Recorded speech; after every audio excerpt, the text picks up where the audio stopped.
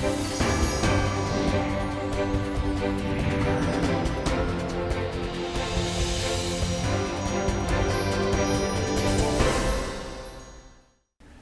TV का ये बेहद ख़ास प्रोग्राम है गुफ्तगू, और गुफ्तगू में आज हैं हमारे साथ बेहद ख़ास मेहमान डॉक्टर ऑस्कर पुजोल, जो कि स्पेनी दूतावास के अंतर्गत जो संस्था है इंस्टीट्यूटो सर्वांतीस, उसके डायरेक्टर हैं और संस्कृत के विद्वान हैं।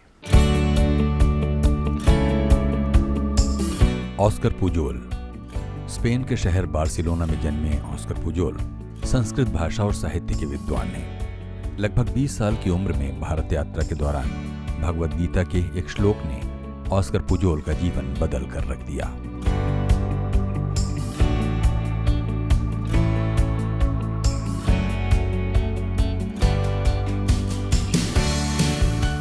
ऑस्कर पुजोल ने जल्द ही बनारस हिंदू विश्वविद्यालय में प्रवेश लिया और लगभग 18 वर्ष तक यहीं रहते हुए संस्कृत की उच्च शिक्षा प्राप्त की।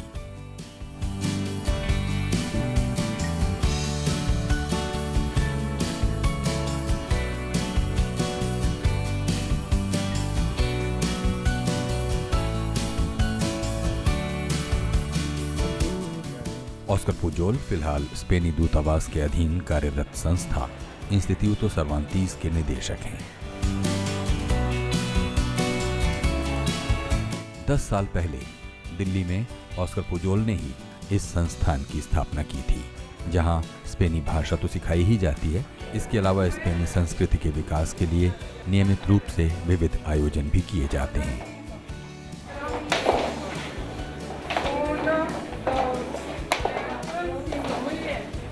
इंस्टीट्यूटो सर्वांतीस में गतिविधियां संचालित करते हुए ऑस्कर पुजोल संस्कृत भाषा संबंधी व्याख्यानों में भी भाग लेते रहते हैं।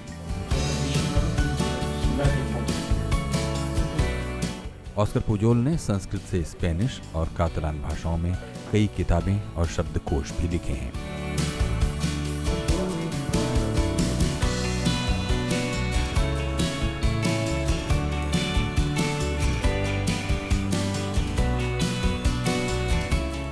ऑस्कर पुजोल का मानना है कि संस्कृत में जो लिबरेटिंग नॉलेज है वो बहुत से लोगों को मुक्ति दिला सकता है।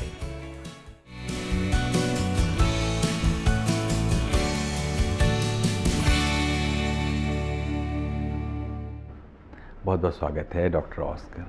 नमस्कार। हमको बताइए, हमारे देखने वालों को, कि आपका जन्म कहाँ हुआ से लेकर संस्कृत तक पहुँचने का आपका सफ़र क्या है? Thank you. बहुत लंबा रास्ता है। सबसे पहले मेरा जन्म तो स्पेन में हुआ, एक छोटा सा गांव जो कि बार्सिलोना शहर के नज़दीक है। लेकिन मेरा पालन पोषण तो बार्सिलोना शहर में हुआ था। और दरअसल मैं स्पेन के बारे में कुछ कहना चाहता हूँ ना, क्योंकि स्पेन एक बहुत विशेष देश है। कभी कभी मुझे ऐसा लगता है कि स्पेन एक मिनी इंडिया जैसा है। देखिए ना, समानता क्या है। सबसे पहले तो स्पेन भी एक उपद्वीप है, छोटा सा, भारत की तरह नहीं, भारत जैसा है। और स्पेन में तो हर परिदृश्य मिलता है ना, सीनरी बहुत है। हमारे पास वो ऊंचे ऊंचे बर्फीले पहाड़ हैं, मरुस्थल भी हैं, हरियाली, जंगल, सूखिस्तान, डेल्टा भी हैं। तो मतलब कि भौगोलिक दृष्टि से सब भारत की तरह एक छोटा सा दुनिया है ना। इसके अलावा भी सांस्कृतिक विविधता भी बहुत है वहाँ। हम स्पेन में तो 4 भाषाएं होती हैं। एक पहले तो स्पेनिश, जो कि हमारे राष्ट्रीय भाषा है, लेकिन इसके अलावा भी कातालान है, मैं कातालान भाषी हूँ। मैं गलीशियन भी हैं, उस्केरा भी हैं। और इसके साथ साथ जन समूह भी अलग अलग है ना।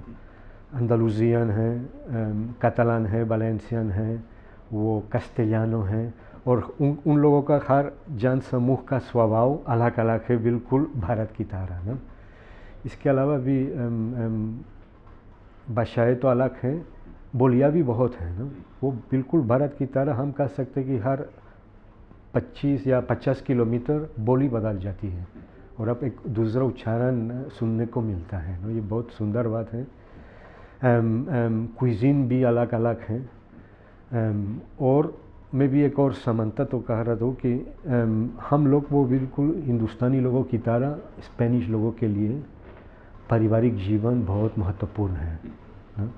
हम तो बतूनी लोग हैं, ज़्यादा बात करने का शौक़ है और मिलते जुलते हैं आपस में बहुत ना, और काफ़ी भावुक भी है ना।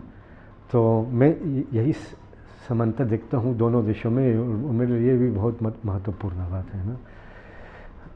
मैं कहना चाहता हूँ कि दरअसल मेरी जवानी में मैं भारत की ओर कभी आकर्षित नहीं हुआ ना।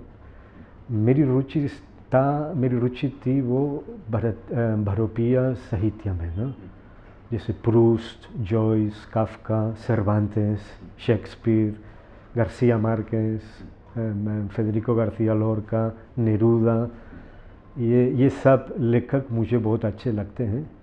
और मैं भारत के बारे में तो कोई लगाव नहीं था ना। उस समय मैं कहना चाहता हूँ कि उस समय तो ओरिएंटलिस्ट फैशन चल रहा था स्पेन में ना, और बहुत लोग तो भारत यात्रा कर रहे थे, लेकिन मैं एकदम उदासीन थे। लेकिन ये सब मेरे लिए बदल गया जब मैंने एक लड़की को देखा। और ये लड़की वही थी कि वो भारत यात्रा करने की इच्छुक थी ना। तो लड़की तो भारत चली गई, मैं उसके पीछे भी चला गया। और इसी तरह मैं भारत तक पहुंच गया था ना। जब मैं भारत में, उस समय मैं 20 साल का था ना, नौजवान था। ये लड़की आज भी मेरी पत्नी है और मेरे साथ है यहाँ दिल्ली में ना। इनका नाम भी बता दीजिए। नाम है मर्से। वो भरतनाट्यम भी की थी, इसका परफॉर्मेंस भी हुआ था त्रिवेणी ऑडिटोरियम में, और हमेशा तो मेरा साथ रहा तो भारत में ना। तो मैं ये कहना चाहता हूँ कि जब मैं भारत पहुँचा तो मुझे तो कुछ महसूस हुआ था उस समय कि ये मतलब मेरे लिए तो नई जगह थी, लेकिन अपरिचित नहीं। मेरा अनुभव तो कुछ अलग थी ना। मैं जगह नई थी, दुनिया भी नई थी, खाना भी नहीं थी, लेकिन मुझे विचित्रता नहीं होती थी। मुझे कुछ अपनापन महसूस मैं कर रहा था ना कि ये जगह तो मुझसे तो कोई संबंध है ना। मुझे याद है जब पहले भारतीय खाना खाया तो मुझे ऐसा लगा कि यही खाना है जिसके लिए मैं हमेशा तरसता था, लेकिन खाया कभी नहीं ना। मैं संगीत भी सुना और वही अनुभव भी हुआ था मेरा कि यही तो संगीत है जिसे मैं सुनना चाहता था और कभी नहीं सुना है ना। तो इसी तरह ये भावना ना, हम तो कुछ टाइम रहे यहाँ, चरम सीमा पहुँच गया था। मैं एक भगवद गीता का एक श्लोक पढ़ रहा था ना अंग्रेज़ी में, क्योंकि समय में मुझे हिंदी की कोई जानकारी नहीं थी, संस्कृत भी नहीं ना। और ये श्लोक पढ़ने के बाद इसका अंग्रेज़ी अनुवाद था ना। पता नहीं कुछ ऐसा कैसे कहूँ ना, कैसे बताऊँ मेरा क्या अनुभव हुआ मेरा। जैसे एक समाज की चमक हुई मेरे साथ ना, कुछ अंडरस्टैंडिंग हुई विशेष ना, कि मुझे तो अभी वापस जाऊंगा स्पेन और फिर तो हर कोशिश करूंगा भारत आने के लिए और संस्कृत सीखने का, क्योंकि मुझे ऐसा लगा कि भगवद गीता के अंदर तो जो विद्या है उस विद्या की प्राप्ति के लिए मुझे संस्कृत सीखना पड़ेगा ना। तो यही किया था। मैं वापस गए थे, फिर एक छात्रवृत्ति मिली और हम दोनों मेरे पत्नी के साथ तो बनारस बस गए संस्कृत सीखने के लिए। ये कौन सा श्लोक था भगवद गीता का जिसने आपके जीवन पर इस तरह का असर डाला? ये 3रा अध्याय का श्लोक है, मैं सुनाने की कोशिश कर सकता हूँ जी। एवं प्रवर्तितं चक्रं अनुवर्तयति हयः आगयोरिन्द्रियारामो मोघं पार्थ स जीवति। एवं प्रवर्तितं चक्रं नानुवर्तयति हयः आगयोरिन्द्रियारामो मोघं पार्थ स जीवति। अर्थात न, एवं प्रवर्तितं चक्रम, इसका अर्थ यह है कि ये चक्र इस तरह से प्रवर्तित घूमता रहता है ना, जो इसका अनुसरण नहीं करता है, न अनुवर्तयति इह यहाँ मोहम इंद्रियारामो, ये आदमी व्यर्थ जीवन जी रहा है, वो इंद्रियों से आसक्त हैं और इसका ज़िंदगी कोई अर्थ नहीं है। यही श्लोक था ना। और ये जीवन का चक्र के बारे में उल्लेख है ना। ये और मुझे उस समय तो मेरे परिस्थिति में ऐसा थी कि मैं लगा कि कुछ सार्थक करना चाहता हूँ, कि अभी मैं जीवन चक्र के साथ मैं नहीं घूमता हूँ ना, और जब तक मैं इस जीवन चक्र का अंश न बनूँ, मेरा ज़िंदगी तो व्यर्थ हो जाएगा और इसका कोई मकसद नहीं होगा ना। तो यही इसका ज़िंदगी जीवन चक्र क्या है गीता के अनुसार? जीवन चक्र यही है कि अन्न मतलब भोजन से शरीर तो बनता है ना, लेकिन भोजन के लिए क्या ज़रूरी है? वर्षा, मतलब बारिश ज़रूरी है। और बारिश के लिए क्या ज़रूरी है? यज्ञ, सैक्रिफाइस। और यज्ञ के लिए क्या ज़रूरी है? वो वेद ना, जो इसमें तो यज्ञों की विद्या तो इसमें लिखा हुआ है। और वेद के लिए क्या ज़रूरी है? परम ब्रह्म ना। और ये चक्र हमेशा घूमता है। यज्ञ होता है, बारिश होता है, अन्न होता है, पुरुष होता है, पुरुष यज्ञ करता है। यज्ञ तो वेदों से संबंधित है और वेद तो ब्रह्म से संबंधित है। हमेशा तो घूमता रहता है, इसका कोई अंत नहीं। लेकिन महत्वपूर्ण बात यही है इसमें कि इसमें यज्ञ है। यज्ञ आप तो मतलब सैक्रिफाइस नहीं समझ लीजिए, क्योंकि गीता के लिए यज्ञ सैक्रिफाइस नहीं होता है। यज्ञ इसका सही अर्थ यही है, निष्काम काम और निष्काम कर्म बोलेंगे ना, कि आप तो कर्म करें लेकिन इसका फल की आशा मत कीजिएगा ना। तो ये मेरे लिए बहुत सार्थक हुआ ना। और मुझे लगा कि अगर अच्छी तरह से गीता समझना है तो संस्कृत पढ़ना ज़रूरी है, और ये विद्या की प्राप्ति होगी। तो इस तरह फिर आप संस्कृत की तरफ आए। लेकिन एक 20 साल के लड़के के लिए, जो कि आप तब थे, ये जो जीवन चक्र की तलाश क्या पहले से थी? कोई तो तलाश रही होगी जो भगवत गीता के इस श्लोक में जाकर कहीं मिली। आपकी बात बिल्कुल सही है ना। तलाश तो हमेशा रहती है हम सभी के लिए, मुझे ऐसा लगता है ना। लेकिन जैसे मैंने कहा था ना, मैं उस समय तो स्पेनिश साहित्य पढ़ रहा था, और साहित्य में अभी तक मेरी बहुत रुचि है, और स्पेनिश साहित्य भी विशेष कारण बहुत रुचि है ना। लेकिन पता नहीं क्यों भारत की ओर मैं गया था ना, और ये भी एक औरत से प्रेरित होकर। तो तलाश था, और मैं स्त्री के बारे में भी कुछ कहना चाहता हूँ ना, क्योंकि स्त्री लोग तो बहुत मतलब विशेष लोग हैं, विशेष रूप से पुरुषों के लिए ना। और आप जानते हैं कि भारतीय सभ्यता में स्त्री तो शक्ति का प्रतीक है ना, ये सब जानते हैं, स्त्री तो शक्ति है। लेकिन भारतीय सभ्यता के लिए स्त्री भी एक दूसरी चीज़ है, वो बुद्धि का प्रतीक, क्योंकि स्त्री वाग देवी है। संयोग से ये नहीं है कि हिंदी में या संस्कृत में हर एक शब्द इंटेलिजेंस के लिए वो स्त्रीलिंग होती है। जैसे बुद्धि, प्रतिभा, अब भी कहेंगे होशियारी भी स्त्रीलिंग है, चेतना, कल्पना। तो क्योंकि स्त्री में ये शक्ति के साथ साथ भी वाग देवी है, और हमारे बीच और ब्रह्मा जो कि इसका निर्गुण है, इसका सेतु का काम कर रहा है ना। तो इसलिए मैं कर रहा हूँ ना कि स्त्री का प्रभाव तो पुरुषों के लिए बहुत इम्पोर्टेंट है, बहुत महत्वपूर्ण है। और मुझे लगता है कि ये मेरी जीवन की दिशा बिल्कुल बदल गई संयोग से। और भारत आया, और उस समय से भारत मेरे लिए तो एक विशेष देश रहा, और विद्या का निधि भी रहा था ना उस समय से। फिर इस तरह आप संस्कृत सीखने के लिए बनारस हिंदू यूनिवर्सिटी पहुँचे। वहाँ आपने कितना समय गुजारा और क्या क्या पढ़ाई संस्कृत में की? मैं वहाँ पहुँच गया, हिंदी की जानकारी नहीं थी, हम वहाँ तो सबसे पहले हिंदी डिप्लोमा किया था BHU से। मेरा अध्यापक उस समय विश्वनाथ मिश्रा थे, वो प्रसिद्ध अध्यापक हैं। और इसके बाद मैंने BA में संस्कृत ऑनर्स प्रवेश किया था BHU के अंदर, फिर MA किया और PhD भी किया था ना।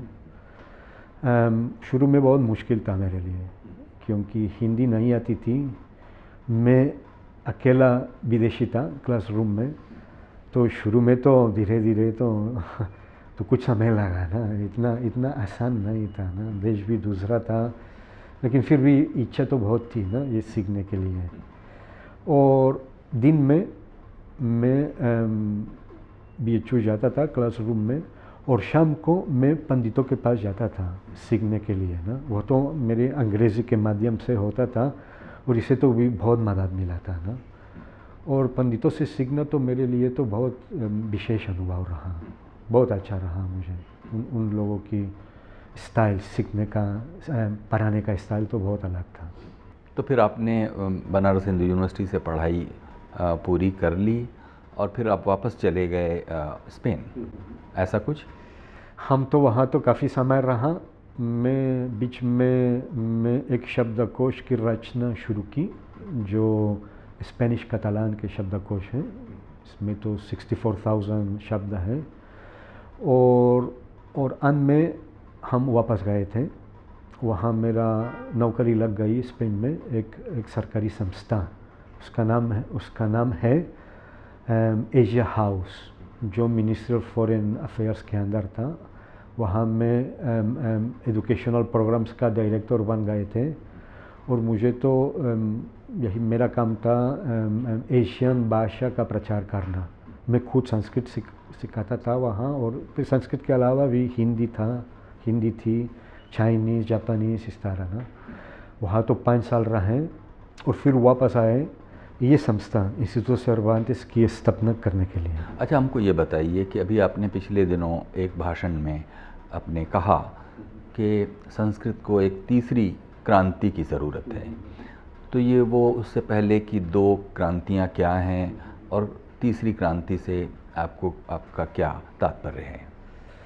जैसे मैंने बताया था संस्कृत तो एक सबसे पहले संस्कृत, जब हम संस्कृत के बारे में सोचते हैं, वो धर्म या एक विशेष विचारधारा से नहीं जोड़ना चाहिए ना, क्योंकि संस्कृत एक सार्वभौमिक भाषा है ना कि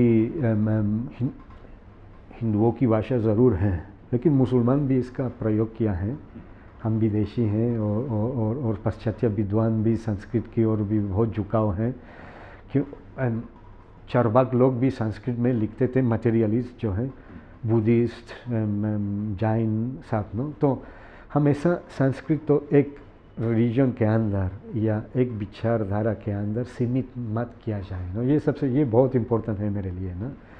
और संस्कृत की पहली क्रांति वो मध्य युग में हुआ था, मिडल एज में ना, जब मुसलमान विद्वान ने संस्कृत सीखे थे, यहाँ आए थे, ईमरावी इत्यादि बहुत लोग आए थे, और संस्कृत की विद्या से बहुत आकर्षित हुए।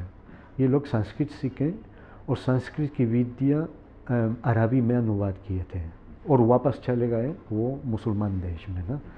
वहाँ डेसिमल सिस्टम, एस्ट्रोनॉमी, मेडिसिन, ये सारी किताबें लिखी, जो कि मौलिक ज्ञान संस्कृत में था ना। जब ये उस समय स्पेन भी तो वो मुस्लिम अधिकार चल रहा था, वो भी एक भारत की तरह भी समता भी है, और अल-अंदलुस में बहुत मुसलमान विद्वान थे जो, और एक विशेष स्कूल ऑफ ट्रांसलेटर्स था, अनुवादक स्कूल था, उसका नाम है स्कूल ऑफ टोलेडो, एक शहर है स्पेन में ना। और ये लोग तो अरबी किताबें लिया और लैटिन में इसका अनुवाद किया था ना। मुझे जैसे अल-ख्वारिज़मी एक मुसलमान विद्वान है, वो लिखा है किताब के हिसाब अल-हिंद, और इसमें डेसिमल सिस्टम का वर्णन था इसमें ना। तो ये लैटिन उस समय संस्कृत की तरह मतलब वैज्ञानिक भाषा थी यूरोप में ना। लैटिन में इसका अनुवाद हुआ, और इसी तरह संस्कृत की विद्या यूरोप में प्रवेश किया था। अरबी और लैटिन के माध्यम से। तो ये क्रांति, ये पहला क्रांति थी ना। और बिल्कुल वो यूरोपियन परिप्रेक्ष्य तो बदल गया था ना। और विज्ञान, मेडिसिन, मैथमेटिक्स, एस्ट्रोनॉमी इत्यादि तो यूरोप में प्रवेश किया था। ये पहला क्रांति। दूसरी क्रांति हुई 19th सेंचुरी में, जब अंग्रेज यहाँ आए थे, पहले आए थे ना 18th सेंचुरी 19th सेंचुरी में इसका दूसरी क्रांति हुई, जब पाश्चात्य विद्वान संस्कृत सीखे। और सबसे पहले ये आविष्कार हुआ था बरोपिया भाषा के बारे में ना। बरोपिया भाषा एक महापरिवार है और ये बताता है कि जो भाषाएं बोली जाती हैं आयरलैंड से बंगाल तक, तब एक ही परिवार के सदस्य हैं। ये तो बहुत बड़ी बात है। पहले तो किसी को मालूम नहीं था कि अंग्रेज़ी और हिंदी तो मतलब उसका कोई संबंध है, पारिवारिक संबंध है, अद्भुत की चीज़ है। और स्पेनिश और हिंदी भी पारिवारिक संबंध है ना।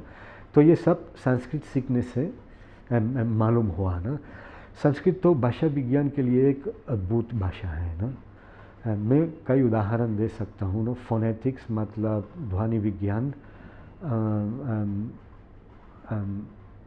यूरोप में अपरिचित थे ना, हम बिल्कुल नहीं जानते थे ना। और अभी भी तो बहुत ऐसे शब्द हैं भाषा विज्ञान में, जैसे मैं अंग्रेज़ी में कहूँगा ओक्लूसिव, लेवियल ना, जब हम उच्चारण करते हैं और ओष्ठ ना, होंठ के इस्तेमाल करते हैं, ये लेवियल अक्षर बन जाता है। जैसे पा बा ना, जैसे हम ये जीव से दान टच करते हैं, ये दंतल कहा जाते हैं। ये ता दा, ये सब तो संस्कृत में इसका जानकारी थी बहुत पहले, लेकिन यूरोप में नहीं ना। तो यूरोप ये सब सीखा था और भाषा विज्ञान का विस्तार हुआ था यूरोप में ना, जो कि आज की साइंस के लिए बहुत इम्पोर्टेंट है भाषा विज्ञान ना। और भी कंप्यूटर के लिए भी बहुत इम्पोर्टेंट है ना। तो सांस्कृतिक परिप्रेक्ष्य बिल्कुल बदल गया है यूरोप में संस्कृत के आने से ना। इसके बहुत उदाहरण देते हैं। तो ये दूसरी क्रांति हो गई। अभी मुझे लगता है कि एक तीसरी क्रांति हो सकती है या नहीं संस्कृत के संदर्भ में। मुझे लगता है कि हो सकती है ना, क्योंकि अभी तक बहुत ऐसा विचार और विषय है संस्कृत है कि पूरा आविष्कार नहीं हुआ और यूरोपीय विद्वान जानते ही नहीं ना। योग में, सौंदर्य शास्त्र में, आयुर्वेद में, न्याय में भी, लॉजिक में भी ना, और इत्यादि अभी भी बहुत कॉन्शियस स्टडीज़ में भी आपको मिलेगा जो माइंड का। तो जैसे कि माइंड का, चित्त का वर्णन तो संस्कृत में बहुत आगे है ना, और इससे हमको बहुत लाभ मिलेगा ना। हम रोज़ ये देखते हैं ना कि अभी माइंडफुलनेस की चर्चा बहुत हो रही है वेस्ट में। माइंडफुलनेस ना, सब लोग माइंडफुलनेस सीखते हैं और माइंडफुलनेस वो तो संस्कृत किताबों में ही मिलता है ना। तो इसी तरह मुझे लगता है कि अगर हम संस्कृत की अच्छी पढ़ाई करते हैं, तीसरी क्रांति भी आ सकती है। लेकिन अच्छी पढ़ाई करना तो आसान नहीं है, क्योंकि दोनों मतलब संस्कृत और पाश्चात्य विज्ञान में एक काई है ना। जो पंडित हैं, जो अच्छी तरह से संस्कृत जानते हैं, तो आधुनिक समस्या में रुचि नहीं लेते हैं, वो अपनी दुनिया में रहते हैं ना। और जो पाश्चात्य विद्वान तो आधुनिक समस्या अच्छी तरह से समझते हैं, संस्कृत की जानकारी नहीं है। तो इसका मतलब नॉलेज का ट्रांसफर अच्छी तरह से नहीं होती है ना, क्योंकि दोनों अलग अलग धुरियों पर हैं। तो ये मुश्किल है, तो रसा मुश्किल है ना, लेकिन हो सकता है अगर हम सही प्रयास करते हैं ना।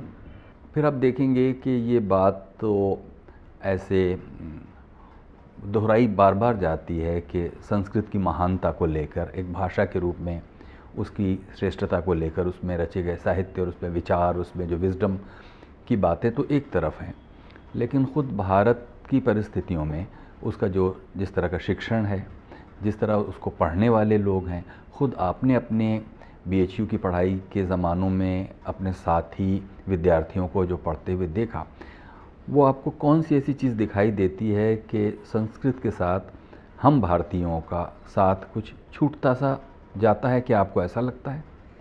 आप जानते हैं ना कि बहुत लोगों के लिए संस्कृत तो पिछड़ापन का प्रतीक है ना। लोग तो संस्कृत समझते हैं वो तो ये पुरानी शैली की ज़िंदगी है, ये भी कट्टरपंथी हैं, ये कट्टर हिंदू हैं, ये अतीत की बात है, आज की बात नहीं है ना।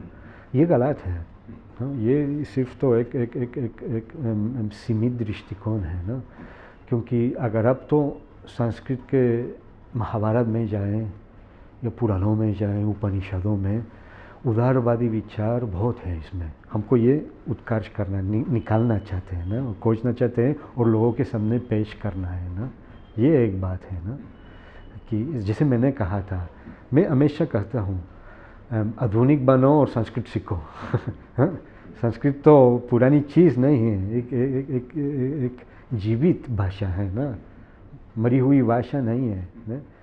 और आपका माइंड भी डिकोलोनाइज करो और संस्कृत सीखो ना। और अंग्रेज़ी में बात मत करो, हिंदी में, उर्दू में, कन्नड़ में बात करो ना। क्योंकि न केवल संस्कृत में, मुझे कभी कभी लगता है कि हिंदी का तिरस्कार भी होता है आज के भारत में ना। हम ऐसे देश में है कि अगर आप अंग्रेज़ी नहीं जानते आप इलिटरेट कहा जाते हैं ना। तो थोड़ा सा न केवल संस्कृत, हिंदी में भी, उर्दू में भी, हर एक प्रादेशिक भाषा, भारतीय भाषा में, और जो कि बहुत शक्तिशाली भाषा है ना। अभिव्यक्ति की शक्ति बहुत है हिंदी में और संस्कृत में ना। तो थोड़ा सा मैं इसमें तो ध्यान देना चाहता हूँ कि आधुनिक बनने के लिए अंग्रेज़ी बोलना ज़रूरी नहीं है ना। और जैसे कि हम तो विदेशी हैं और हम जैसे कितने लोग हैं कि संस्कृत से आकर्षित होके यहाँ आए थे और कितने विद्या और विचार मिला है ना। तो ये एक चीज़ है, पिछड़ापन तो हटा दीजिए संस्कृत से ना। और इसे धर्म भी तो इससे कोई विशेष ताल्लुक भी नहीं देखना चाहिए इसमें ना। ये एक चीज़ है। दूसरी चीज़, और अब भी महसूस किए होंगे ना कि जो संस्कृत सीखने की पद्धति है वो बहुत मुश्किल है और लड़के लड़की तो मतलब बोर हो जाते हैं इससे ना, क्योंकि पद्धति अभी कुछ पुराना है ना। लेकिन आजकल कुछ ऐसी संस्थाएं हैं भारत में, जैसे संस्कृत भारती, जो संस्कृत सुलभ बना देती है ना। और शुरू से जैसे हम यहाँ इंस्टीट्यूट सर्वांतेस में स्पेनिश सिखाते हैं, अब तो पहले दिन से तो स्पेनिश बोलने लगेंगे ना। थोड़ा सा जैसा ओला, कोमो एस्टास, मैं llamo, इसी तरह का ये संस्कृत भारती भी एक पद्धति तो डेवलप किया है कि संस्कृत सीखना बहुत सरल है। अगर आप एक भारतीय भाषा जानते हैं तब संस्कृत सीखना बहुत सरल हो जाता है। तो ये दूसरा संस्कृत सुलभ बनाओ ना। इसके बाद तो कई मुद्दा है इसमें कि हम तो संस्कृत इसका अप्लाई कर सकते हैं। जैसे मैंने कहा सार्वभौमिक भाषा है।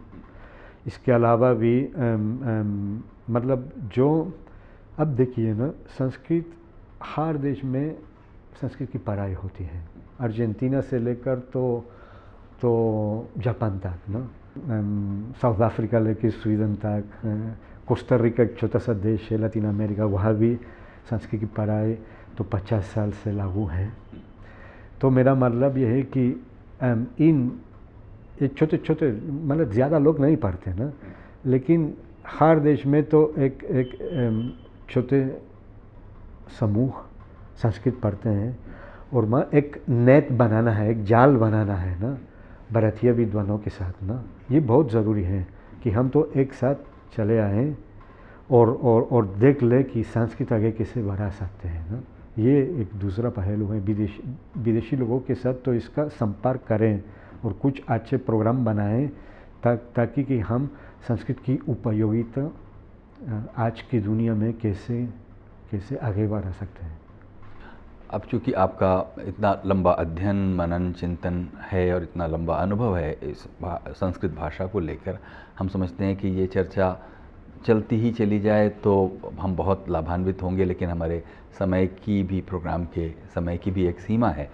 हम अंत में आपसे ये जानना चाहेंगे कि जिस बात को आप कह रहे हैं कि संस्कृत को जिस तरह से एक धर्म विशेष से, मान्यता विशेष से या कट्टरपंथ आदि से जोड़ दिया जाता है, आपका कहना है कि नहीं, उसमें वो सब कुछ है जो एक आधुनिक समाज में सरवाइव करने के संसाधन आपको देता है।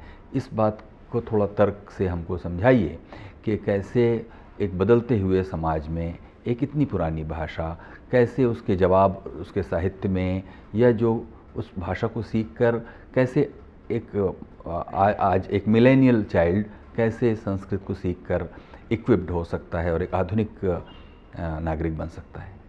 मैंने बता दिया ना, वो फिर तो शास्त्र में जाना पड़ेगा, संस्कृत सुलभ बनाना पड़ेगा। और देखिए आजकल तो हम तो एक बहुत बड़ा परिवर्तन हो रहा है, सिर्फ भारत में नहीं पूरी दुनिया में ना। भूमंडलीकरण तो हो रही है या वैश्वीकरण, ग्लोबलाइजेशन नो कहें, और हम लोग हर तरह में देख सकते कि लोग तो थोड़ा सा घबरे हुए हैं ना, क्योंकि जो पुरानी दुनिया है वो समाप्त हो रही है या समाप्त हो चुकी है, लेकिन नई दुनिया भी अभी नहीं आई ना। हम तो एक अंतराल में है ना।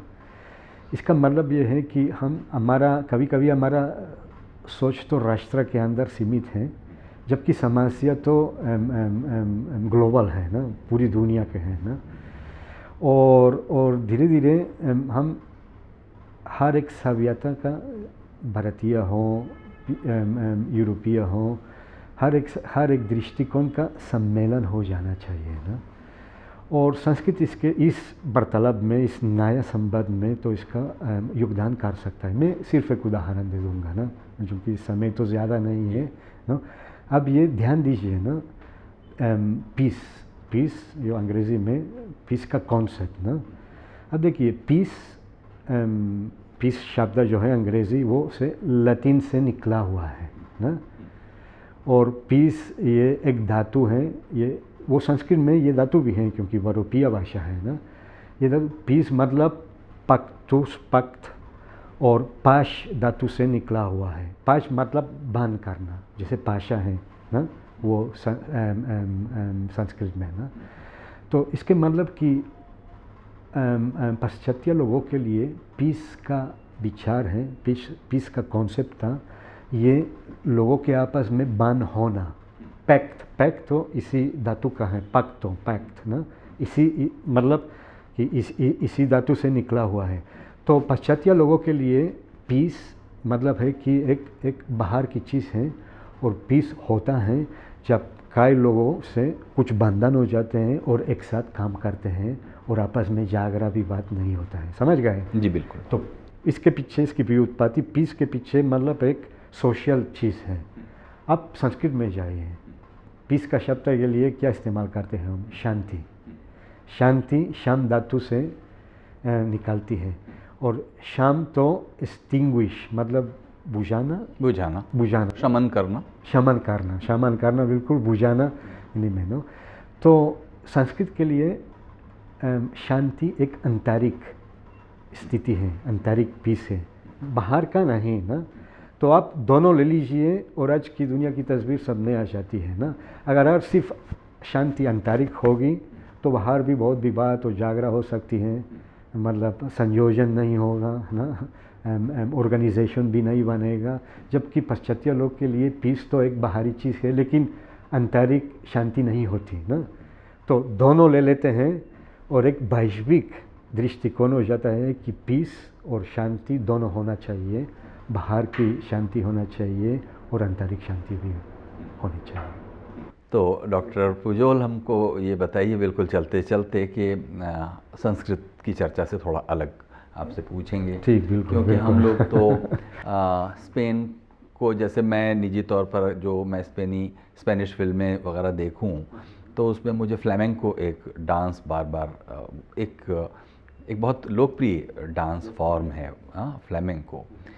क्या इसका रिश्ता अगेन भारत के साथ कहीं से जुड़ता है, कि ऐसा कहा जाता है कि राजस्थान से जो बंजारे दरबदर होकर कहीं पहुँचे, ये वही नोमैडिक डांस का कुछ कुछ बताइए, इसका कुछ सिलसिला है क्या? सिलसिला है और संबंध भी है ना, क्योंकि अब जैसे जिप्सी लोग तो भारत से निकले हुए हैं और फ्लामेंको तो जिप्सी लोग के देन है जी।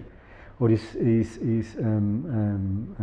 गाना गाने की तरीके और ये सब तो हाँ बिल्कुल संबंध है। बिना भारत तो फ्लामेंको कभी पैदा नहीं होता ना और इसलिए तो इतना अच्छा लगता है आप लोगों को ना। पराया चीज़ नहीं लगती है बिल्कुल नहीं लगती।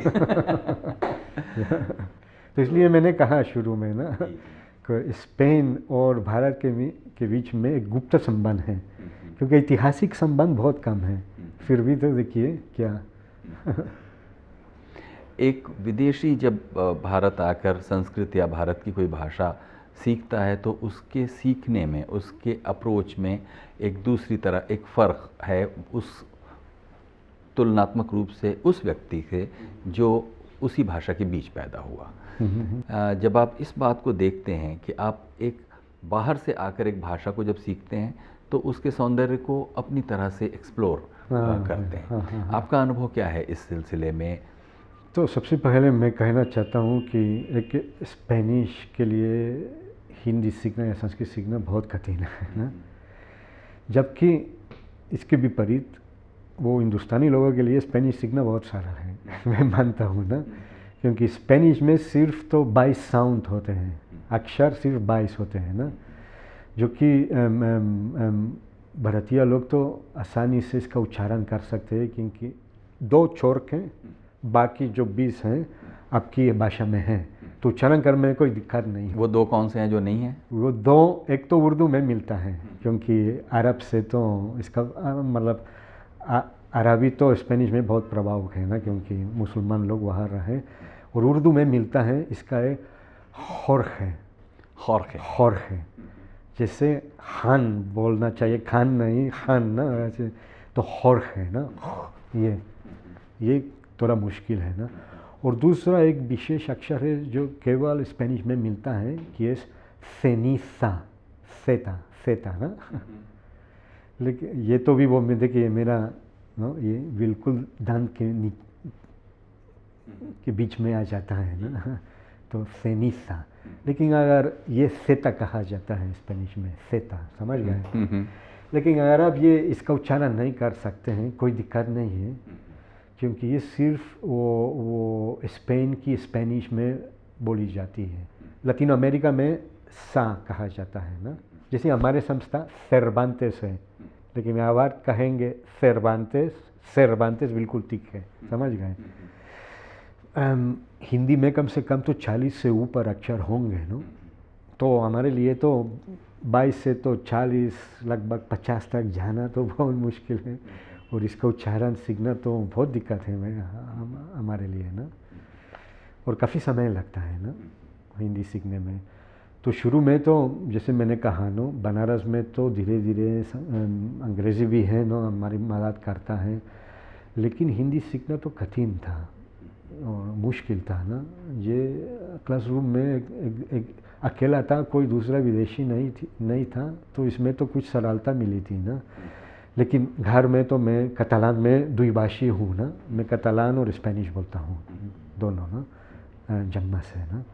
घर में तो मेरी पत्नी थी तो भाषा तो कतालान ही थी। अगर आप तो एक भारतीय औरत स्त्री से शादी करते हुए आपकी हिंदी बहुत अच्छी हो जाएगी लेकिन मेरा तो लेकिन धीरे धीरे मुझे एक अनुभव हुआ था ना, क्योंकि जैसे आप जब गाड़ी लेती हैं, ट्रेन लेते हैं और आप सो रहे हैं वहाँ हैं, और ये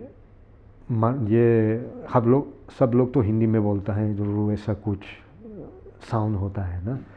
तो मैं एक दिन तो गाड़ी पकड़ लिया तो दिल्ली जाने के लिए, और अचानक जो कि एक कोलाहल था, उसका कोई अर्थ नहीं निकलता था, अचानक तो ये सब स्पष्ट हो गए और मैं समझने लगा था। ये बहुत अच्छा अनुभव हुआ जब ये बैकग्राउंड साउंड तो सार्थक हो गया था क्योंकि वो ये तो अचानक हुआ था एक दिन ना, ये तो लेकिन समय लगा था ना, सारा नहीं है बिल्कुल। लेकिन इसमें तो देखिए, तो भाषा तो एक खिड़की है ना। आप भाषा सीखेंगे, एक खिड़की खुल जाएगी ना, खुल जाएगी तो दुनिया ना, और दुनिया तो दूसरी पर्सपेक्टिव से आप देखने को मिलेगा ना। तो ये बहुत बहुत अच्छा अनुभव है ना, बहुत। तो बहुत बहुत शुक्रिया डॉक्टर ऑस्कर पुजोल। हम समझते हैं कि जिस तरह आपने एक से ज़्यादा भाषाएं सीखीं, हमारे देखने वाले भी दूसरी भाषाओं के प्रति ऐसा एक सहृदय नज़रिया अपनाएंगे और सीखने की तरफ। स्पेनिश सीख लीजिए जो कि बहुत भाषा है, बहुत उपयोगी है, और हिंदी की तरह भी बहुत मधुर भाषा है ना। बहुत बहुत शुक्रिया। ये थे डॉक्टर ऑस्कर पुजोल, जो कि इंस्टीट्यूटो सर्वांतीस में डायरेक्टर हैं और संस्कृत के विद्वान हैं। प्रोग्राम गुफ्तगू के आज के इस एपिसोड के बारे में कुछ कहना चाहते हो तो आप हमें लिख सकते हैं contact@guftguwithirfan.com पर। और इस हफ्ते जो प्रतिक्रियाएं आपकी हम तक पहुंची हैं, उनमें से एक प्रतिक्रिया फ़िलहाल आपके लिए।